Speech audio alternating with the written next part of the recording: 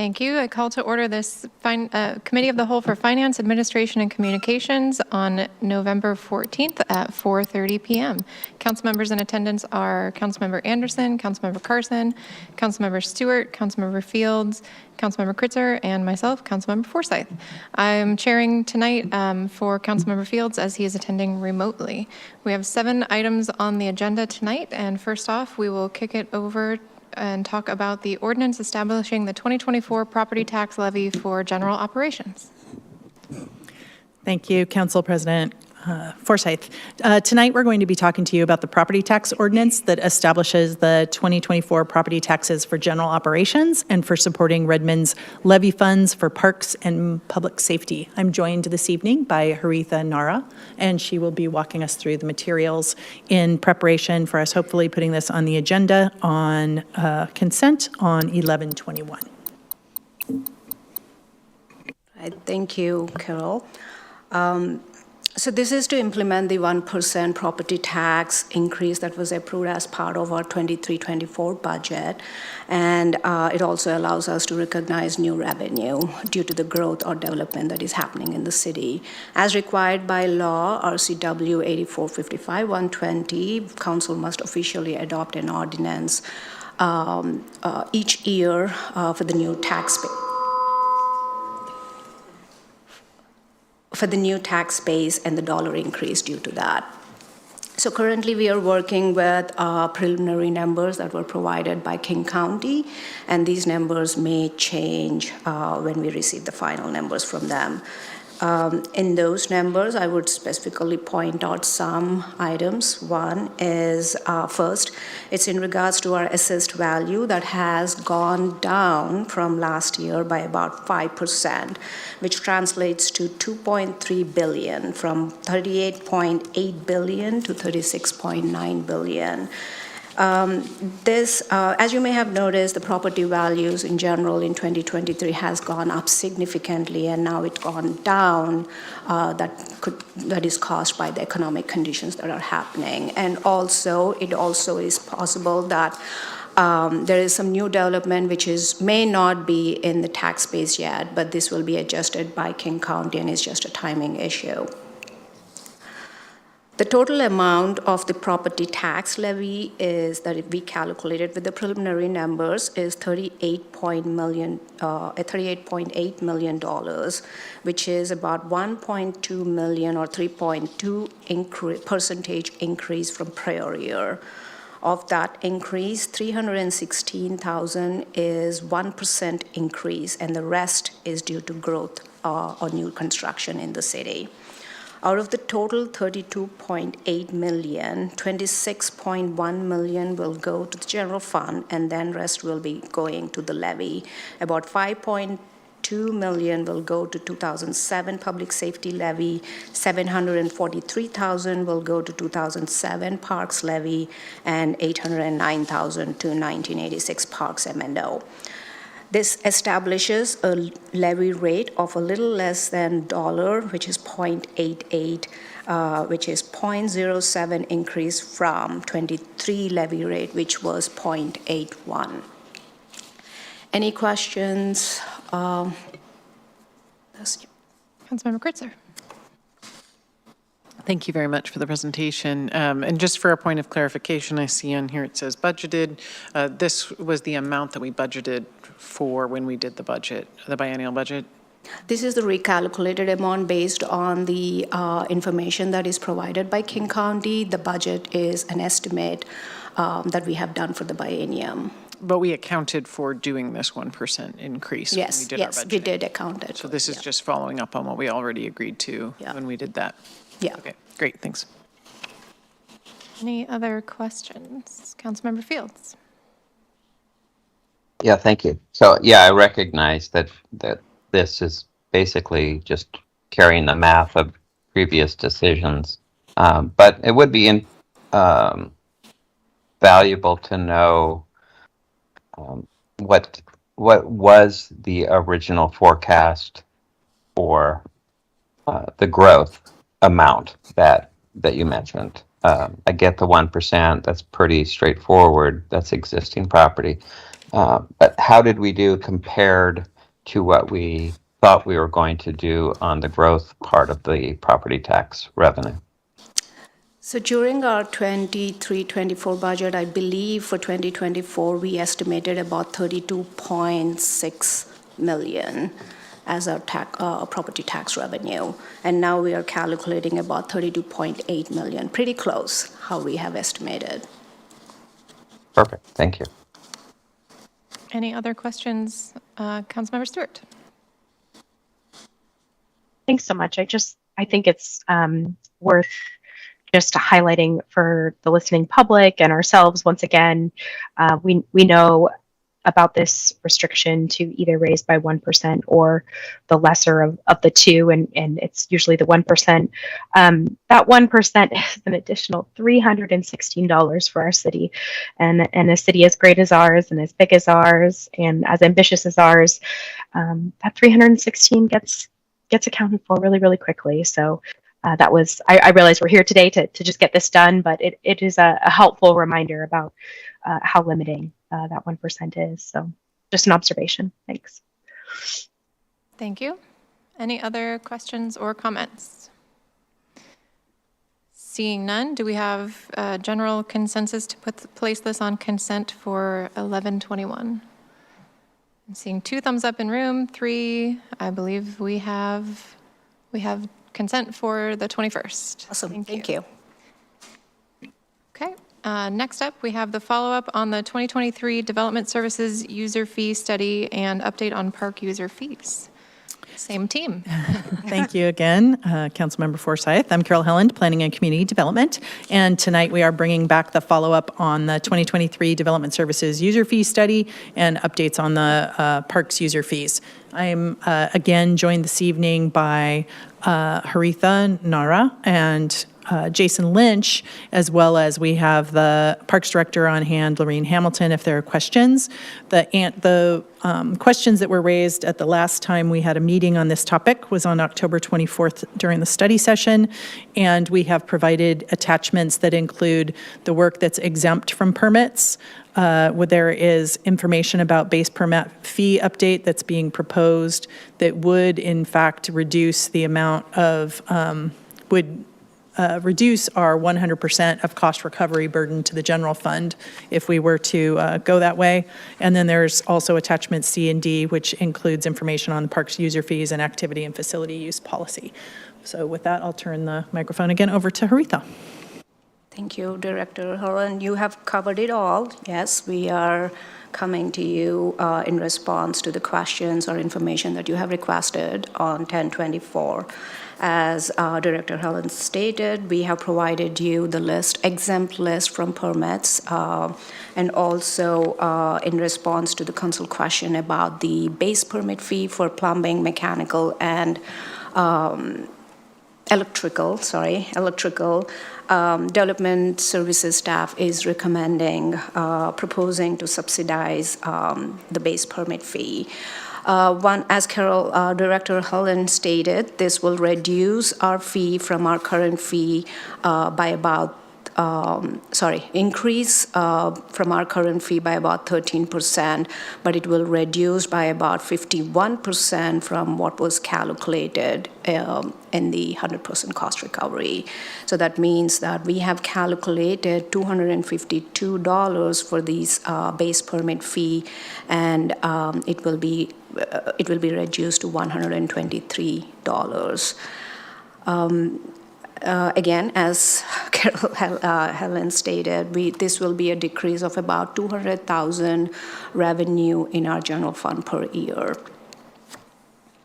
Any questions from council?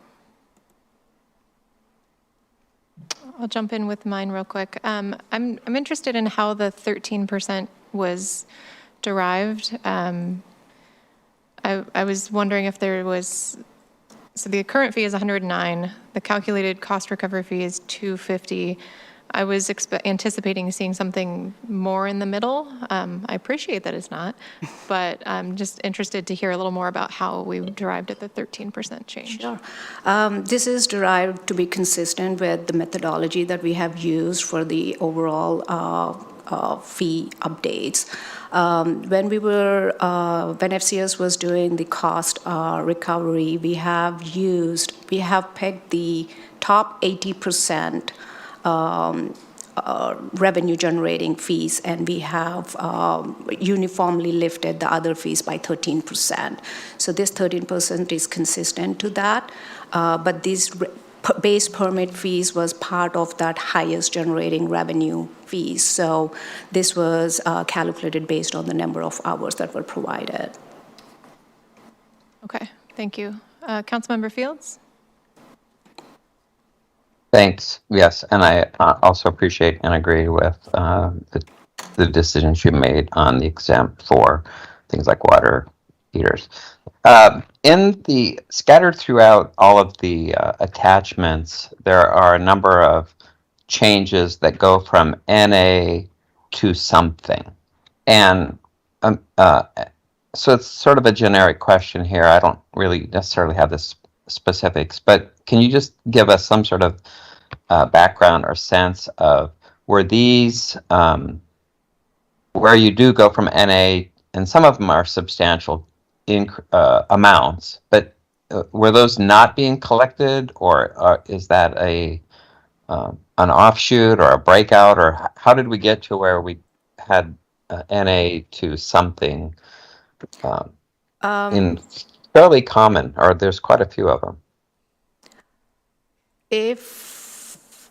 If I know what you're talking, Mr. Fields, I think these must be new fees, and currently we don't have a fee, and we have calculated a fee for that. So probably that's why there is an A. If you could give me an example, I can provide some clarification. Well, there's a number of them, and I can ask you in an email directly. But That would be great. I think you've answered the question where we didn't have. There's quite a few incidences where we didn't have a fee before, and now we do. So was that just? Did we just catch like, oops, we haven't been collecting fees on this, or how did that change come about? Of going from zero to something? This is Director Hamilton. That's a great question, Councilmember Field. Some of those are parks ones, so I'm not sure if you're looking at the development service ones or the park user fees, but I can address from a parks perspective why that has changed. Our old park user fee schedule used to be broken up actually by building. So it used to be like the fees for the Redmond Senior Center, the fees for the old Redmond, or for the old Redmond Schoolhouse Community Center, and it was broken up that way, which made it really operationally restrictive. And so when we came about doing this update, we determined that it was far better to do it in a more generic way and say, by perhaps this room size, by this capacity. And so a lot of them came about because we changed the structure of our fees, and then also have larger spaces than we've had historically. So for example, the community room has NA, and now it has a fee because we didn't have a community room in the same way that we do now. Same with the alcohol service fee. That was something we did not have within our fee schedule prior, but in this new senior and community center, because of events, there will be the ability to permit for that. And so that I can speak only from the parks perspective. It simply is that some of the structuring of our fees changed so that we're more operationally able to respond to new spaces coming on and things like that, as opposed to when, for example, we lost the old Redmond Schoolhouse lease, it actually really impacted our fee schedule and made us less nimble when the Redmond Community Center at Merrimore Village came on. So it's just really allowing us to use fees for the spaces that we have and that we bring on into the future without having to come and say, we have this new room that's not in our fee schedule. Can we add it? When it's the same size as another room that we're already renting. Does that help? Got it. Yeah, no, that helps a lot. And it's kind of what I thought. I just wanted to make sure and confirm. There is one, it's a minor thing, but there's a picnic table. There's a there was a full-time rate, and now there's a half-time rate. And it was 0 before, and now it's something as a half-time rate. So, or half hours, or I said half-time, but it's reduced hours. So is that just part of that same kind of restructuring? Yeah, that one actually I find really interesting because we actually have always done half-day rentals, so I have a feeling it was just a miss within our user fee policy. And so some of this is just cleaning up things that perhaps we've been doing in practice, but unfortunately have not been reflected in our fee schedule simply because they haven't been updated since like 2017, I think. So it's also, that one I think is a cleanup and a catch it. from Perfect. things that have Great. not been being done. Thank you. Good work. Thank you. And Mr. Fields, if you have any same kind of questions in regards to development user fees, I'm happy to respond in an email. Thank you. Council Vice President Kritzer. Thank you. Coming back to the issue around the residential user fees, I guess I want to come back to Council President Forsyth's question, especially considering what you said of the impacts that we wouldn't recover $200,000 in costs. So I am wondering, is there a potential, I don't know where other council members are at, but looking at this and thinking about how much that does equate to in terms of city dollars we could put in other places, whether we could at least go halfway, be at only $100,000, not cost recovery. I mean, I personally wonder, because I know the issue that some people raised originally was whether it would encourage people to go and get the permit, but I don't know if the difference between paying $50 or more or less in that fee is actually going to change people's behavior. The question of whether it should be more than doubled in a year, I think, is the question for me. So I think it makes sense potentially to not do 100% cost recovery, but I do wonder if we maybe want to strike a little more middle ground to have more cost recovery. So wanted to see where other council members are at on that. Thank you. Councilmember Fields, did I not lower your hand, or you have another question, comment? I'm going to respond to Great. Councilmember Kritzer's. So yeah, I don't want to increase those fees more, and I do think it will tend to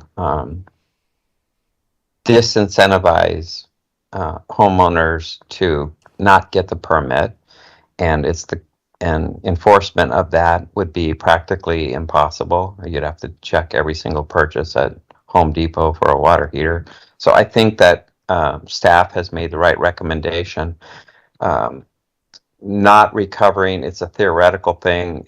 If you raise the fee too much and people say, I'm not going to do it, then you run the risk of potentially unsafe installations, and you're not going to get the revenue anyway. I think this is the right thing to do. Sticker shock is an important part of home ownership right now, so I don't want to see a change or an increase. Thank you. Other comments? Mr. Carson, Councilmember Carson. Thank you. So I just wanted to be very clear, because it's the language of the exemptions says water tanks, but does that include hot water heaters?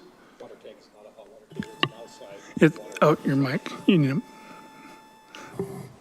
The intent behind the exemption is a water tank, an exterior water tank. Right. Okay, that's what I thought. Yes, sir. So unless I missed a document, I'm trying to understand, because I didn't see one that really addressed kind of our, like a punch list of issues. Did I miss a document somehow?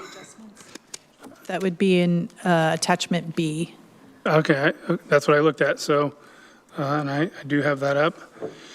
And I guess I'm trying to, I don't have it up anymore. So I think it just encapsulates plumbing permits, mechanical permits, and electrical Right. as a lump category. Am I correct in that assessment? So just to be clear, that was based on council's request of what is exempt from a permit. So those are the exemptions, but those do not address subsidizing of water heaters or any other thing. It just says what does not require a permit for those individual trade crafts. And those are in Attachment A. Attachment B are the ones that address the, address the alternative base fee. Okay. Yeah. So it's kind of, you have to cross-reference both. Correct. So I guess, because Nick, I mean, unless I'm reading the chart wrong, it doesn't have a calculated fee for 100% cost recovery for plumbing permit fees next to it, at least in mine.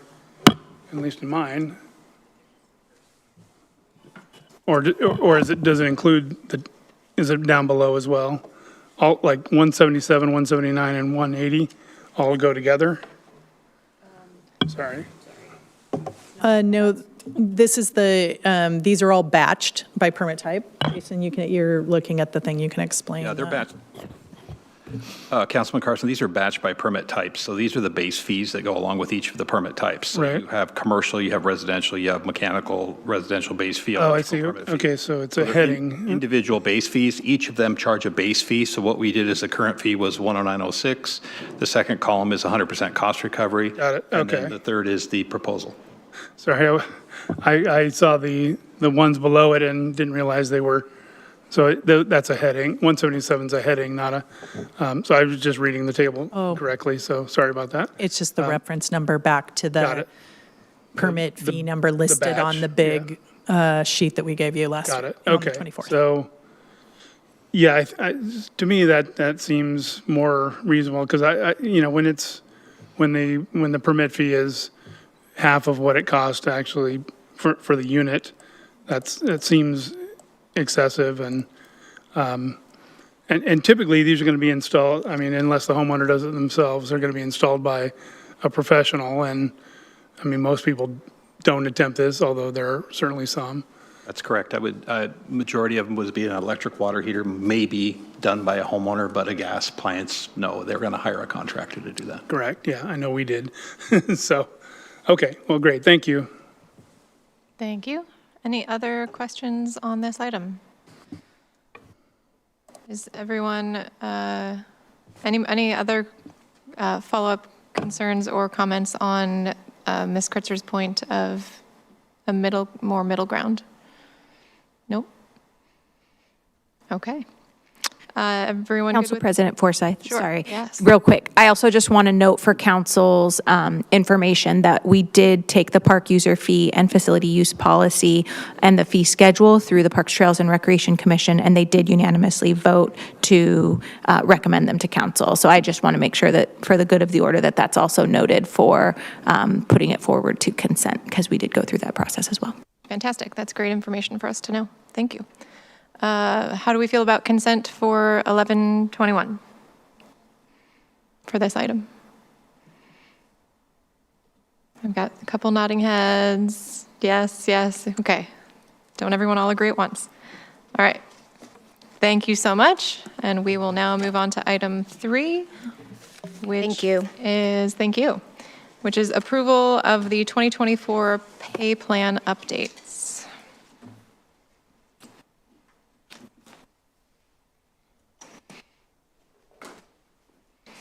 And we have Director Laird joining us at the table.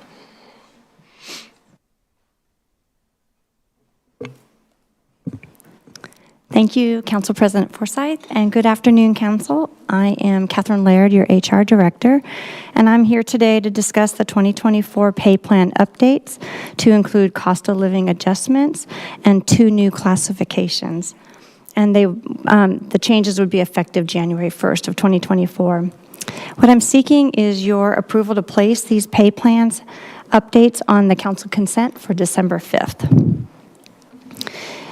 So the COLA updates are the first item that I'd like to discuss with regards to the pay plan changes. We are seeking to update 13 of the city's 14 pay plans with 2024 COLA percentages. 9 of the pay plan updates are in accordance with their union contract, and 4 pay plans are for non-represented employees. I would like to note that all of the negotiated COLAs will be following the 2023 Consumer Price Index for Workers, CPI, which is the CPIW, for the Seattle-Tacoma Bellevue area.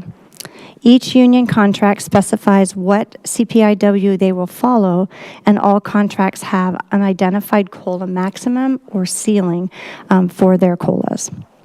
The COLA information is detailed in your your council packet, but I will briefly reiterate the changes to the pay plan.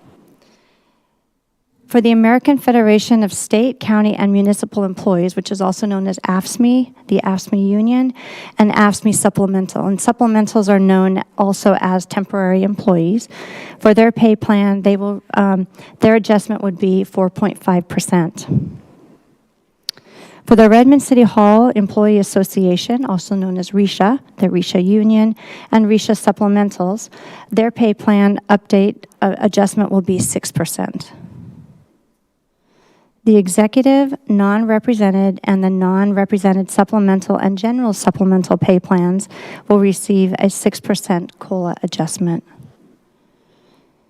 Fire support, the adjustment for them would be 4.5%. And then for police support supplemental, police officers, and police lieutenants, each of them would receive a 5% adjustment. All salary increases, all employees will receive their 2024 COLA percent added to their base pay effective January 1st of 2024. Two other changes to the pay plans will include 2 new classifications, and they're being added to the following pay plans. The executive pay plan will add a deputy fire director, and this is a non-fire uniformed classification, but it functions at the deputy director level, handling the administrative and fire support side of the fire department. The second classification addition will be in the police support pay plan, and it's adding a community support officer. This is a partially commissioned type of police officer classification that does not carry a gun. The body of work is designed to patrol transit stations when Sound Transit is operational and to assist police officers with other community-based efforts, which is best handled by a police representative without a gun. And this covers all of the pay plan changes that you have received. In regards to costing, the 2024 COLA adjustments have been budgeted in the 23-24 biennium budget. And while some COLAs are high, others are not as high, and it does even out. Additionally, we have had salary savings that will help with the budgeted adjustments. So in conclusion, these are the 2024 pay plan changes. And again, I'm seeking council approval to put them on the December 5th council consent. Thank you for your time and consideration of these requests. This is going to have a positive impact on our staff who truly do work hard and care about our community that we serve. And with that, do you have any questions for me? Great. Any questions from council members? Councilmember Anderson. At the end of last year, we had a request come to council to provide an approval of bonuses to staff, and I wanted to make sure that there's a opportunity here based on what I saw, and I'm not sure if it's on this particular item or not, but to make sure that the executives that are in charge of those individuals or the mayor has the authority to provide those bonuses without the approval of council, provided that it's within the budget. So the question is, do they have the approval to provide it? Right. So are we going to see that same action again this year if we don't do a personnel manual fix? We are not going to be moving forward with that, no. Not because of not providing bonuses or? Right. So the bonuses last year were provided because that was what was negotiated with the unions, as well as all of the salary plan changes. I don't know if you remember how complex the changes were last year. And Right. so that was a part of those changes. So that was one big package. Okay. This now, what we're moving forward is what our normal process is for updating pay plans, which is the COLA adjustment. So there's going to be no quote-unquote bonuses. Okay. My concern would be that we still might see this in the future, and if it's possible to add in a line to one of these ordinances, we could delegate that authority clearly to the mayor and the executive staff to provide bonuses with, they're basically discretionary. So that would be my request. I'm happy to work with you on that if you'd like. Thank you. Yep. Any other questions from council? I had one. I was interested in the, and I see your hand, Ms. Stewart, I will get to you. I was interested in the non-represented being tied to the 6% for the represented City Hall employees. Given that that's much higher, I'm interested in the thought process and who makes that call for those executive level positions to get that 6% increase. Right, that's a great question. A couple of things. So for the non-reps, they do follow RISA. That has been the tradition, has been for many years. Additionally, the non-reps aren't, their classifications are not, we don't do a market adjustment on them every year. So we do that every 4 years or 3 years, depending upon when we do the adjustments to RISA. So the COLAs should be in alignment with RISA based upon the fact that we don't do those market adjustments. And based upon that, we do need to identify what we're going to base the non-rep COLAs on. And then as far as authority, the decision was made by the director's team and the mayor to move forward with that percentage. Okay. Okay, I might have more questions. I will go ahead and call on Councilmember Stewart. Thank you, Director Laird. Could we go to page 68 with the community support officers? Are these the ones you were just describing as the unarmed officers? I'm sorry, so yes, they are unarmed, correct. And so I remember us discussing this type of role back in the levy negotiations last year, the preparing of the levy package that did not pass the ballot. So is it correct that we do not currently have any of these officers on staff? Correct. We used to have a police support officer, which was a non-gun carrying officer, non-commissioned, and then that was removed from the classification structure a few years back. And so now with Sound Transit coming on board, they wanted to bring on another support officer, similar to what we had in the past, but with some changes based upon the current needs that we have. I see. So if we could just tie a couple more pieces of this together, because I know it's of community interest. So this is currently listed with an unknown grade. It says TBD. It's in here for 2024. Does that that leads the community to be able to think that these are officers that will be coming on board in 2024? How will these positions be funded? Are they planned for in the current budget? So I'm not able to answer the question on how they will be funded. Okay. Yeah. So I think that would have to be a finance question. But they are, okay, as far as I understand, they are funded. It's just a number. It's a matter of the number of classifications that they're going to fill. I see. Thank you. Mm. Any other questions? All right, seeing none. This item is looking to be placed on consent for December 5th. Is there any objection to that?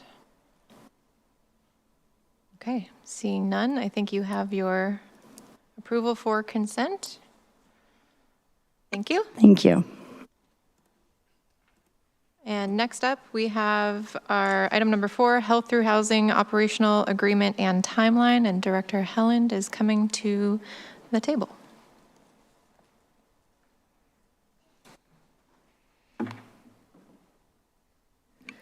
Good evening again, council members. Carol Helland, the Planning and Community Development Director. And tonight we're prepared to introduce your review of the operational agreement for King County's Health Through Housing project that's being proposed at the Overlake location in the former site of the Silver Cloud Hotel.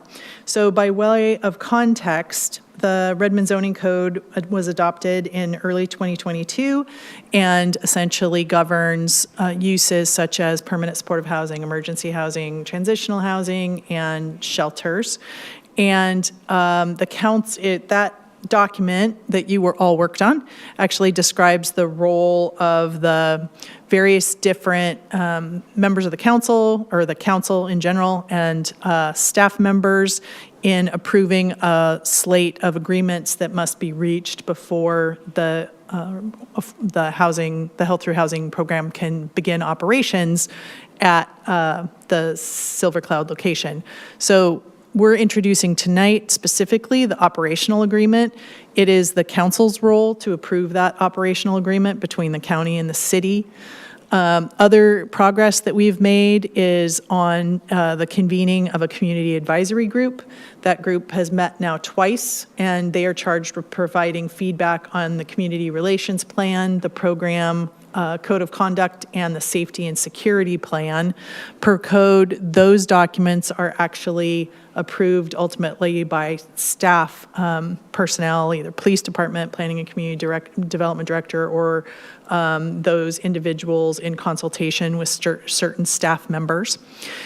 And tonight, all of the documents that we'll be bringing to you next are provided, and we would love to have any questions you have on those documents. Our next engagement is scheduled for a special meeting on November 21st. It is at 6 o'clock. We would like to do that in a study session format so we can have a conversation and answer your questions at that time. In addition, representatives from the county and the Salvation Army will be present to answer your questions. I also would like to note that there have been many emails. I know Councilmember Anderson has been diligently responding to many that have come to council. Many have come also to the mayor's office. And we are getting back to folks and letting them know that staff will be preparing issues matrix in preparation for the November 21st meeting that answers many of the questions that are posed. They're all quite similar, but we're diligently working on that so we can give you kind of a consolidated response to all of the questions that we've received so far. So with that, again, this is just an initiation. If you have, we would love to hear any questions you might have tonight or ones that you would like to see answered on the 21st. And I am joined this evening by Brooke Buckingham, our Human Services Manager, and we can answer any questions that you have. Great, thank you. Any questions for the upcoming study session? Council Vice President Kritzer. One question that I have is around the number of occupants. It's listed as 100. My understanding was there was up to 144 units available. I know in our code we had that 100 limit, but I thought it could be exceeded through basically the process we're going through. So I was a little surprised to see that 100 number. So I would love to have more context on that. That's true. The 100 number is really just a kind of a speed bump. To a certain extent, you can have up to 100. If more than 100 are actually of the units are occupied, then additional information has to be provided to the city by way of how those additional folks will be managed, if additional caseworkers need to be brought on, if there are any adjustments to any of the plans that have been included. The county, to my knowledge, has never anticipated the use of all 144 of the units. It will probably be ultimately someplace between 100 and 144. They would like to keep a couple of the units that will be converted to almost kind of spaces that end up having office spaces on each of the floors, almost more like a dorm RA would be on each of the floors, so that there's kind of a central gathering place and opportunity for people to connect. They also generally have a few rooms that are vacant in the event that there is some sort of failure of some sort, like plumbing failure or something else that happens in one of the rooms, and we need to have the opportunity to relocate somebody to another spot. So your memory is correct. The 100 is the starting place, but they can expand beyond that with additional details. Great. And I guess if you could follow up in the study session with us on what the process would look like for them to come back to us if they did want to use more capacity, that would be helpful. Thank you. Councilmember Fields. Thank you. So I appreciate the fact that you acknowledged all of the emails that the city has received, and that you will be including those in your, what did you call it, issues matrix? Correct. And a lot of the issues that were presented, I also have, in particular, the change from the permanent housing to emergency housing. Two things that on that I have would like to see discussed is, and I'm not very succinct as other council members are, but I'm going to try to put this as best I can. My concern is, and I recall when I went out with Kent Hay years ago, that there were a lot of children living in the back of their parents' cars parked in church parking lots and other kinds of homelessness. And I also imagine that there are people in very bad situations with respect to domestic violence who maybe are staying in a situation that they would like to get out of, is if there was housing available. So, and the whole idea of permanent housing seemed for me to fit that need. Unfortunately, I don't think that the county or the city or the world has a plan to fix every single person that is unhoused at this point. So we sort of have to make choices about who we help, and that's just the unfortunate reality. So, given all that, my question is, how does the opportunity change for various people who don't have housing, and the reasons they don't have housing, when you go from permanent housing type of structure to emergency housing type of structure? In other words, who doesn't get a chance to have an opportunity to live in a safe, warm place that is not in a church parking lot? And I'm not asking you to answer that now, but that is something I would like to hear about. How do we make that distinction? The other question I have, and it was interesting in the email exchanges, the representative from the county said, as soon as they have kitchenettes, they will convert to permanent housing from the emergency housing.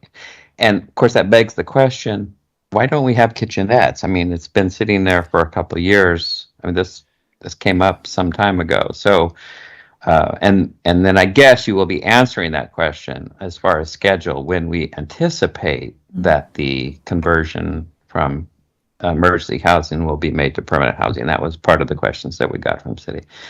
Yes. So that is something I would like to hear about. And then the last thing, I don't think I heard you say, and if you did, I apologize, when you expect the city, and more specifically the city council, to do their role or their job, as you put it, in approving this operational agreement. What is the timeline for that? We can answer all of those questions for you at the November 11th or the 21st meeting. I do want to just note, just really briefly, because I would hope that people aren't confused about the emergency housing distinction and permanent supportive housing. We also have been very deliberate with the county on understanding the transition and understanding the timing of the transition. And really, this is something that's not quite defined in our code, because they're not suggesting emergency housing as it is defined in state law. They're suggesting supportive emergency housing. And so what it really means is the last thing that it can definitionally be when it becomes permanent supportive housing is they need to add kitchenettes. So it will be under the emergency housing definition as it is proposed to be operated at the Health Through Housing site at the Silver Cloud. It will be supportive emergency housing, which will, when the kitchenettes get installed, transfer to permanent supportive housing. We anticipate the occupancy will be ramped up slowly. So actually, they will be adding kitchens and adding people slowly, but we would love to get people inside as soon as we can.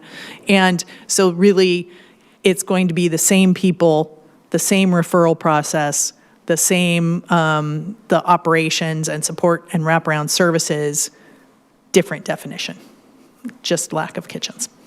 So I want to emphasize that almost every time we talk about it. No, and I appreciate that, and I don't think your hope has yet been realized. I think you said you hope that people won't be confused. I can tell you I'm still confused. So your hope is not yet realized, and I appreciate helping you have that hope realized. Thank you. Councilmember Stewart. Thank you so much. I have a couple of questions that can be for the issues matrix or for next week.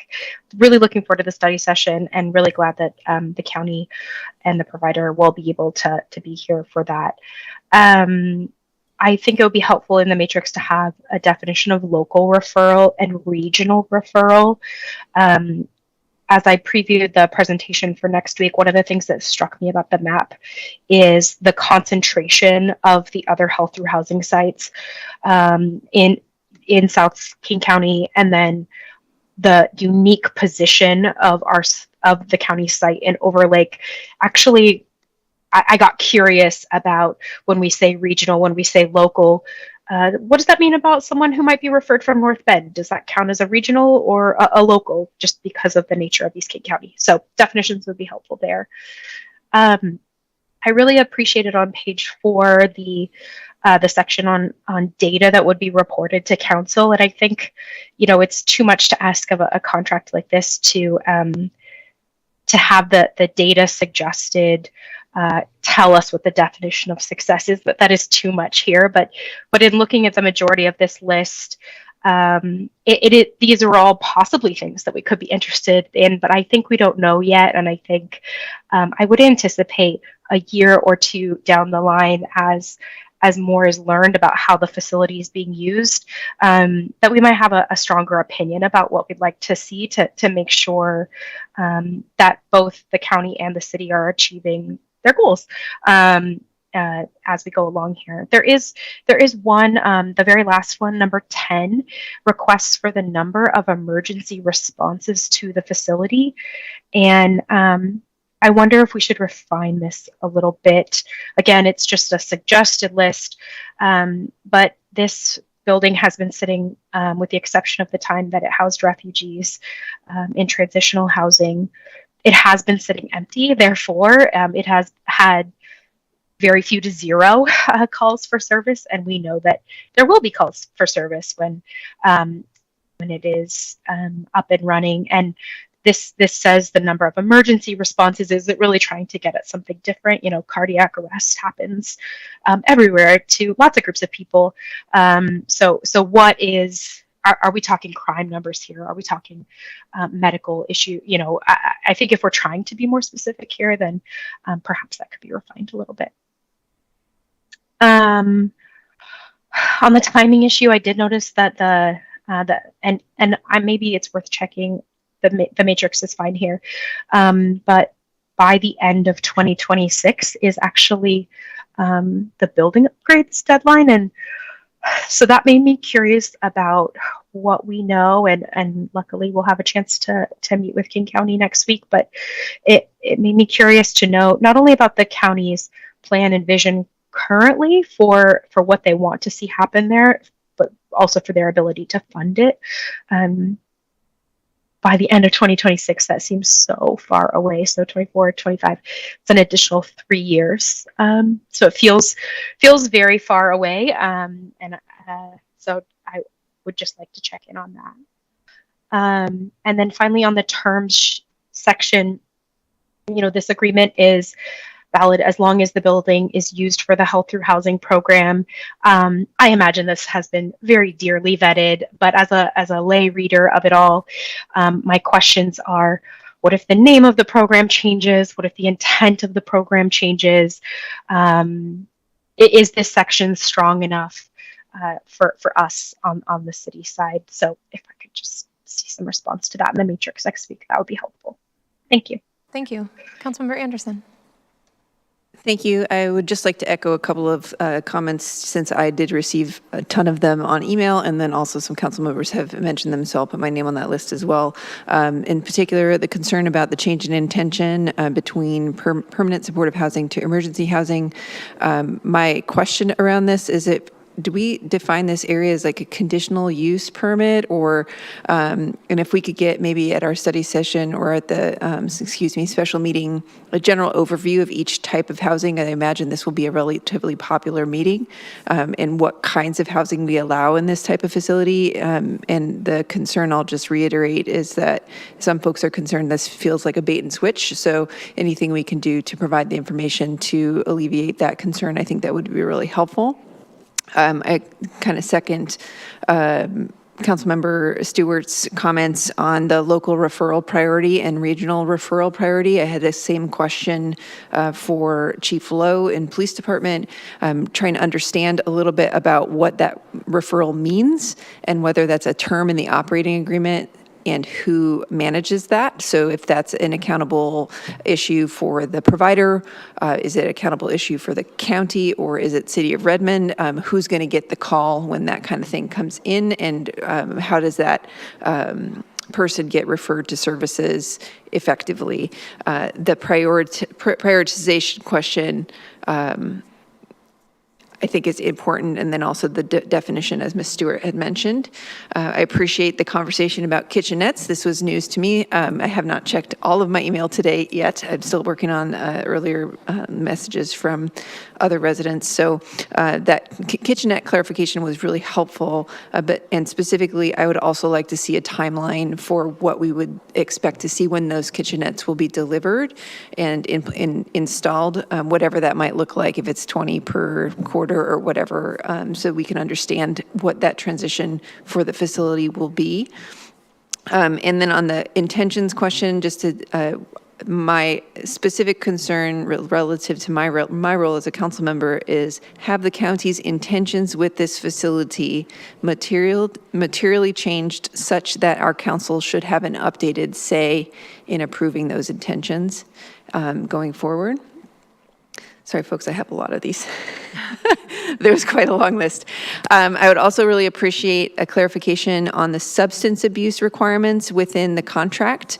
This was another question I emailed to Chief Lowe, and he said he wasn't sure on the answer of this. So if the request was requirements for, or the specific term was regulations for substance abuse treatment for participants in the program within the contract, and whether or not that term is enforceable and by whom.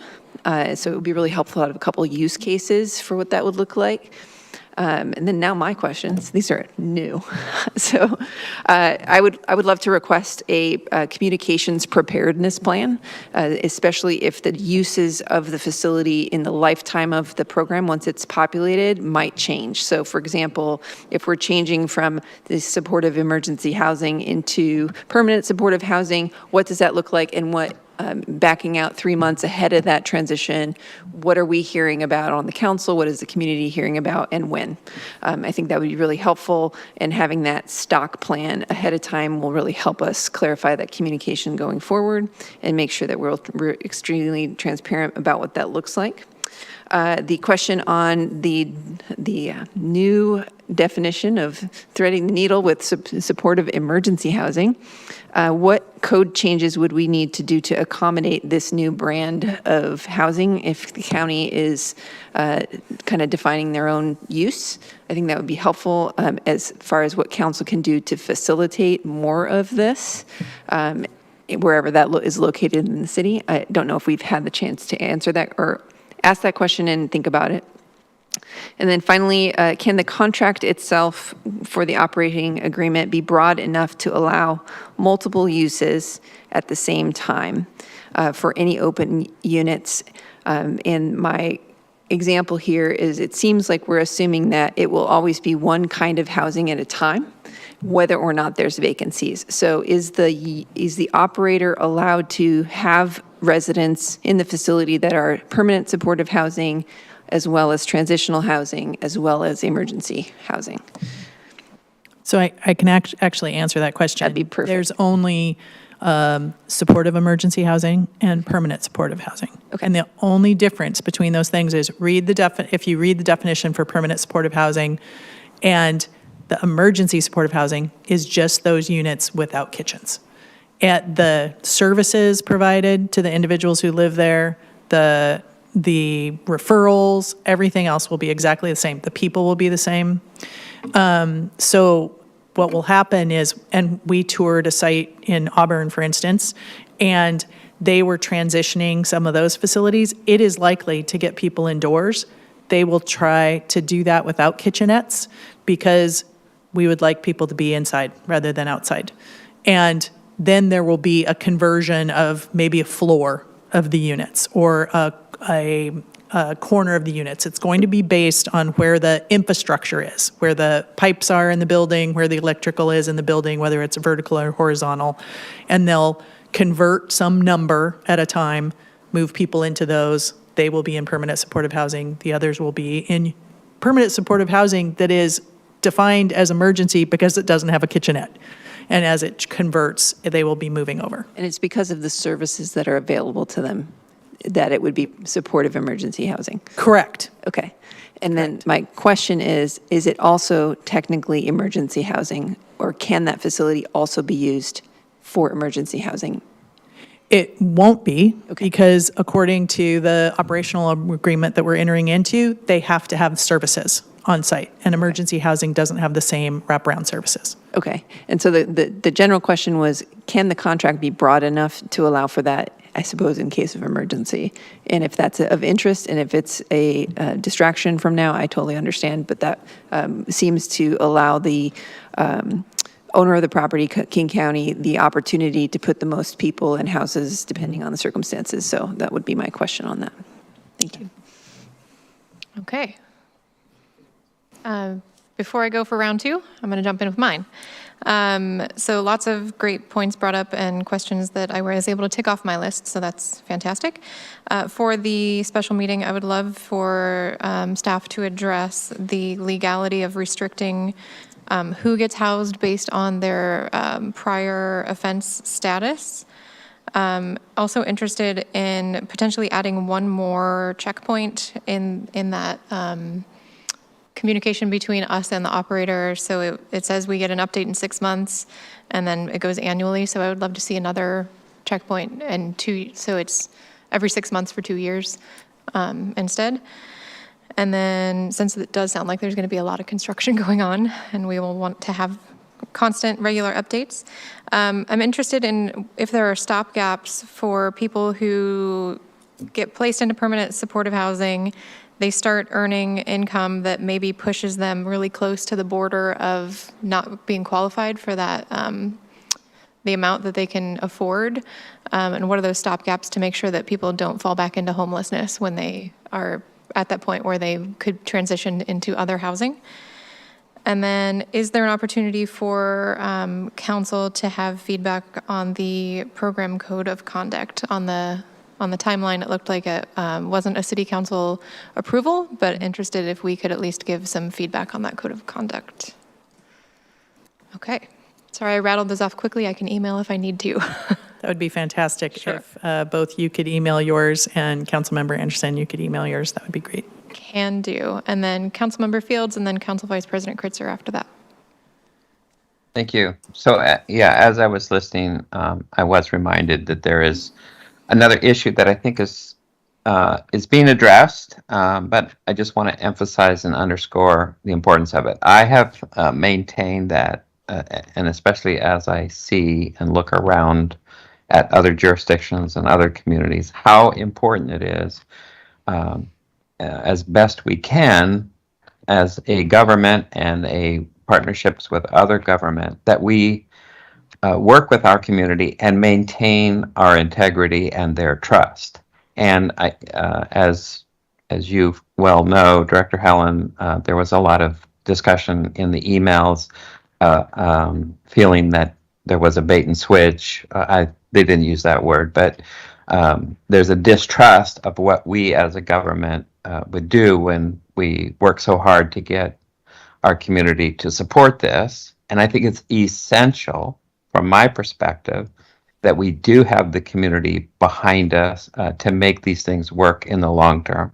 So I know that you've addressed that. I want to just emphasize that that's something that we have to, we have to take the time to make sure that we don't, that the community doesn't feel betrayed or doesn't feel like they have been tricked into something that they are not prepared to accept. So I know that you're thinking about that. I just wanted to say that.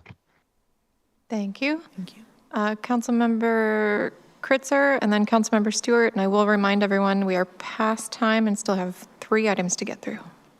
Just quickly following up on these conversations, I think what could be helpful at our study session, if you could just really clarify for the community in layman's terms what this housing is going to look like. And in particular, I think the difference between, I think when people hear emergency, they think emergency shelter, and the difference of emergency supportive housing versus shelters, just kind of what to expect in terms of people are going to have a place they get to stay in and live in as their housing. So, but if we could just share that out, I think that'd be helpful. Just 2 other things as we're talking about this kitchenette issue. I didn't see anything written in here around services supporting people's access to food or addressing food security, and especially if people aren't going to have, kitchens within their own units. And even when they do, I think this is definitely a population. I've been hearing from folks in the community that work on food security that are asking, what's the plan for being able to support those who are coming into this facility? So would love to, I don't know if it falls in this operational agreement, but knowing, is there a role for the operator, or just hearing from you on what our plan is going to be for making sure that folks in this facility have the resources and access to food. And then last is, we did receive some questions around the operator being a religious organization. I appreciated the section that was focused on fair and just practices, and I wonder whether we might look at including a clause that notes not discriminating based on religion. I was glad there were some other pieces in there that called that out based on some feedback that we got. So look forward to discussing that more next week. Thank you. Councilmember Stewart and Councilmember Carson, I know you had your hands up, so if you would like to go, please do. Otherwise, emailing is also an option. Actually, just real quick, I was going to say the very first thing that needs to come out of, and there should be a board that maybe illustrates what permanent supportive housing is, and so that people can actually say, oh, it's just they don't have a kitchen in their unit. Because I think this is what people are getting hung up on, and I hadn't read the materials yet, so I wasn't sure. Does this mean a shelter, or, and it doesn't mean that. So that is what I think people are really hung up on, and so those definitions are vital for everybody being on the same page and understanding what we're talking about. I think we can put together a side-by-side matrix that just shows the characteristics and the check marks, and when you get to kitchenette, only permanent supportive housing will have a check mark. So, can do. Thank you.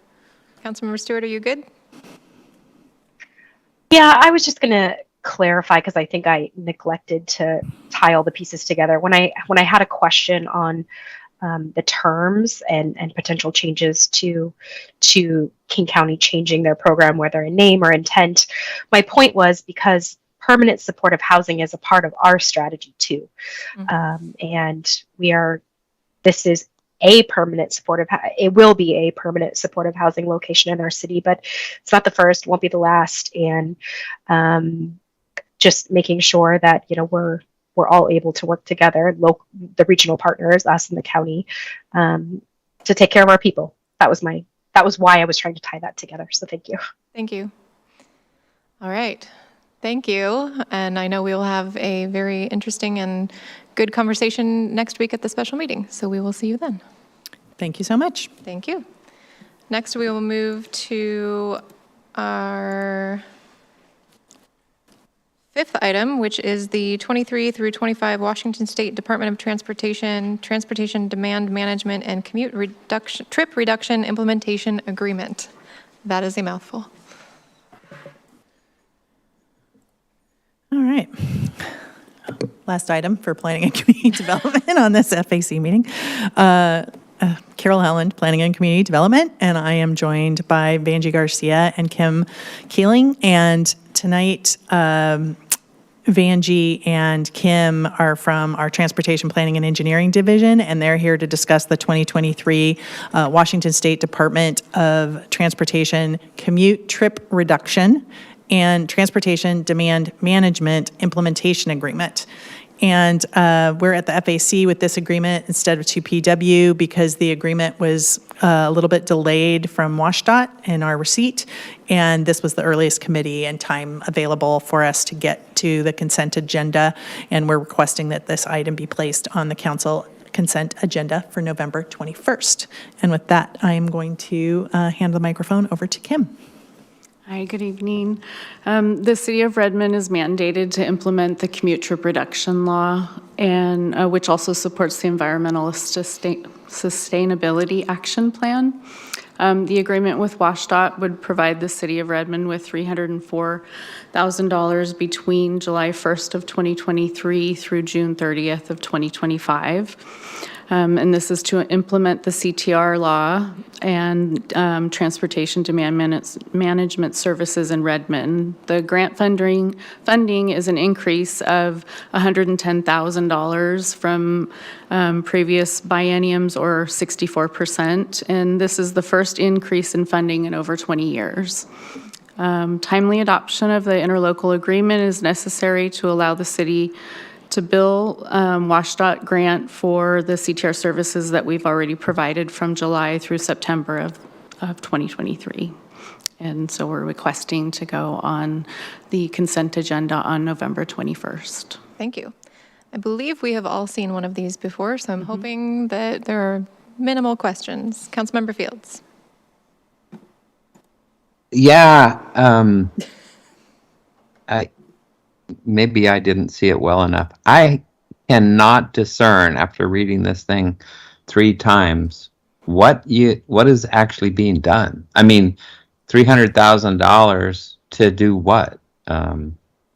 Pay people to implement a program? What is the program? What do we do? Well, and how do we know it's even making a difference? It sounds like something that we really need, but I cannot for the life of me figure out what we're doing. The grant funding is to implement the CTR law for any employers that are affected within the City of Redmond. So any employer that has over 100 employees that are arriving to the work site between 6 and 9 a.m. Monday through Friday for 12 continuous months would be affected. So we have approximately 43 employers within the City of Redmond that are affected by this law, and that's employees ranging from Microsoft with 40-something thousand employees down to employers that just have like 110 employees. So I work with them to make sure that they're aware of all the requirements of the law and that they're complying with them, and then also consult with them to help them come up with ways that they can reduce their drive-alone trips and doing other things other than driving alone, walking, biking, riding the bus, carpool, vanpool. So this money is used for City of Redmond staff to provide leadership and guidance to the employees. Is that correct? Is that what I just heard? Yes, staff so how time. Many, and have we been supplementing that out of the general fund, and now we won't? Is that the main difference between with the increase? Actually, I would say that the city has been helping for a while since the law has been put in place, and the city has been supplementing for a while. So this is the first increase in 20 years. So this WashDOT has been analyzing what it can do and can do better. In King County, Redmond is the third highest city, I believe, Kim. So there's 44 major work sites and 26 employers that are CTR affected. So there's a lot of employers. One of the things in the memo is the drive alone rate. What we want to see is that rate to go lower. Obviously, the pandemic might have helped in that instance. We don't want the pandemic to be the reason why the drive alone rate goes low, but it has helped. That's why Orca cards you see are being help people commute and carpool together, and van pools get created. So we want emissions to go lower. So I'm going to jump in and ask, does any of this money go towards us paying for groups like Move Redmond, who also help employers get their employees Orca cards? Is it essentially the same kind of programming that they do, that we do then internally for these larger employers? Well, Move Redmond provides services to their members. So if you are a member of Move Redmond as a CTR-affected employer, they offer services to those employers But are the through their services membership. similar that we're offering? We do. We have employers that are not members, and Right. so we do similar types of programming for those employers. Okay, thank you. Council Vice President Kritzer. Is this also the funding for the Go Redmond program? No. No, that's separate. That's separate. The Go Redmond funding is, comes from King County Metro. There's like a grant Got it. from King County Metro for that. Okay, thank you. Any other questions? Any opposition to placing this on consent on 11/21?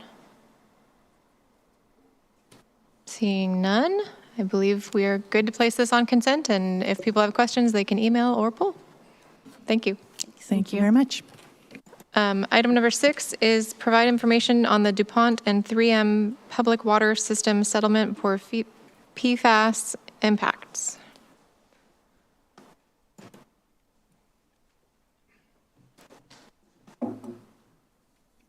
Good evening, council members. Chris Stinger, Public Works, joined by Amanda Balzer.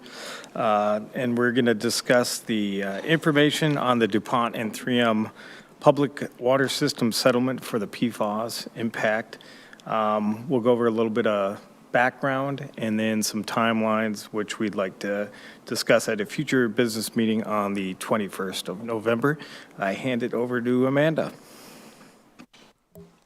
Good evening. In the interest of time, I'm going to hit the highlights and try to blaze through this pretty quickly. So DuPont and 3M have entered into a large settlement to resolve claims for PFAS contamination in public drinking water systems. Redmond is included in the settlement class, and deadlines to opt out of the settlements are on December 4th and December 11th for each of the two settlements. So this, the preliminary settlements were approved. Approval was granted at the end of August. So we've had very tight window to evaluate this settlement and make decisions or try to sort out decisions for Redmond. And just a little bit of background, right? PFAS is known as a forever chemical. This is an issue facing water purveyors across the country. It's used most commonly known like for fire foam constituent, but it's also found in personal care products, water resistant clothing, fast food packaging, and many, many other things. The member class for this settlement is 12,000 water purveyors across the country. Redmond has no PFAS detections at our municipal supply wells currently, but we are part of the member class because we are a water purveyor that serves more than 3,300 people, and we are required by the Environmental Protection Agency to test for PFAS under the 5th Unregulated Contaminant Monitoring Rule. And these settlements also allow for future claims. There's windows depending on the two different settlements. The issue is that we are opted in unless we decide to opt out, and that opt-out date is coming on December 4th and December 11th for each of those two settlements. We'd like to bring this item to executive session next Tuesday, where we'll have legal counsel available to provide additional information and answer any questions so we can make a final decision.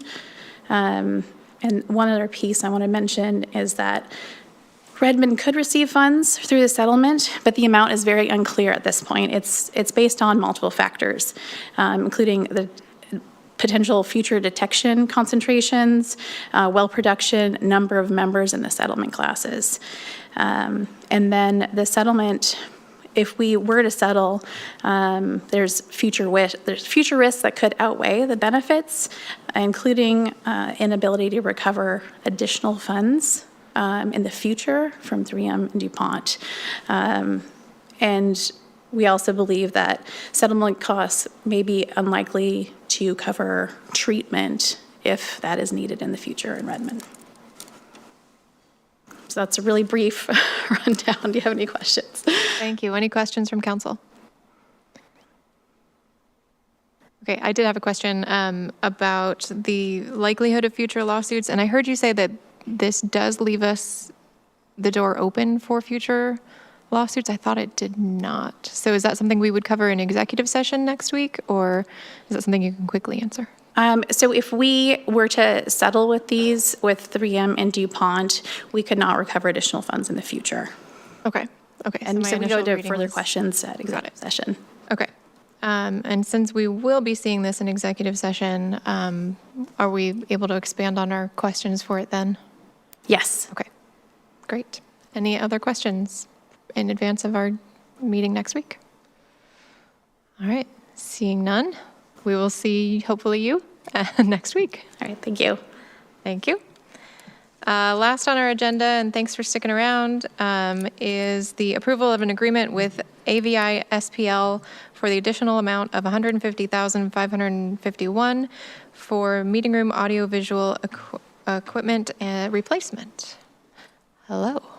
Alrighty. Good evening, council members. Hopefully a quick one here for you. Michael Marchand, Chief Information Officer. Here today to request approval to add a contract change order to the November 21st business meetings consent agenda. The change order is for an additional $150,551.58 added to the AVI SPL contract approved by council on May the 16th for audio video equipment being deployed in meeting rooms in City Hall. The original contract was for $842,000 and some change, and the new total will be $992,771.52, which is still under the approved BTIP budget of $1.125 million. And essentially, this is to make some changes. As we initially scoped out the project, we used a template with a vendor that designed their rooms using certain equipment. And then once we actually hit the ground and started doing deployments, we found that some rooms would be better with larger screens or different audio equipment. And this change order reflects those changes. Any questions from council? Council Vice President Kritzer. Oh, I'm sorry. Councilmember Stewart. Thank you. Sure, I'll be quick. Earlier in the meeting tonight, we got to move forward some pay equity for our staff. That was really fun. Here, I see us continuing to give the tools to the staff that are in these spaces every day, and so fully in support of this. Thank you. Thank you. Any objection to placing this item on consent for 11:21? Seeing none, thanks for sticking around. Thank you. We'll see this on the consent agenda. Thanks. Have a good evening. Thanks, you too. That brings us to the end of our agenda, and if there is no objection, we are adjourned. Thanks, everyone.